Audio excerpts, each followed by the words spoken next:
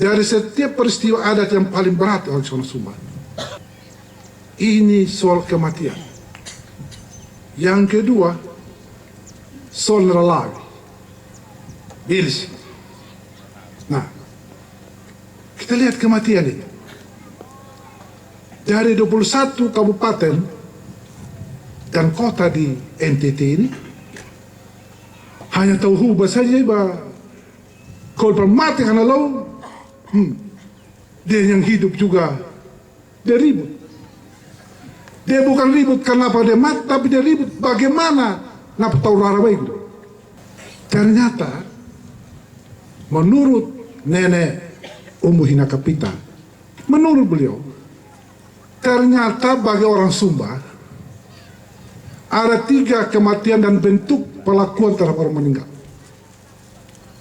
Yang pertama, kalau anak bayi yang lahir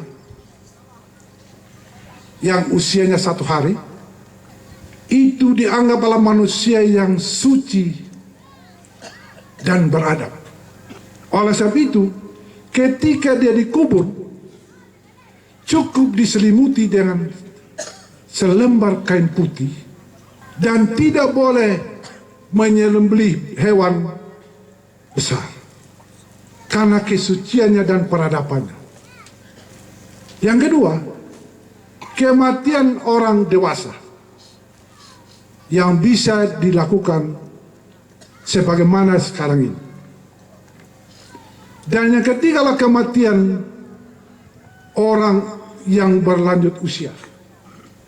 Menurut beliau, orang Sumba yang meninggal di atas 70 tahun itu adalah yang penuh dirayakan yang penuh sukacita. Kenapa? Karena bagi mereka kalau orang meninggal dalam usia lanjut adalah suatu puncak kehidupan dan memang harus disyukuri dan harus tidak boleh ditangisi.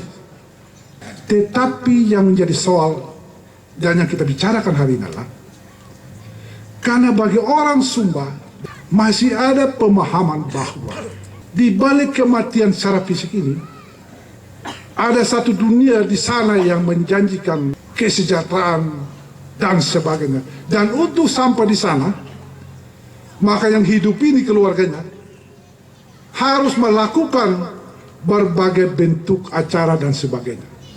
Padahal sebenarnya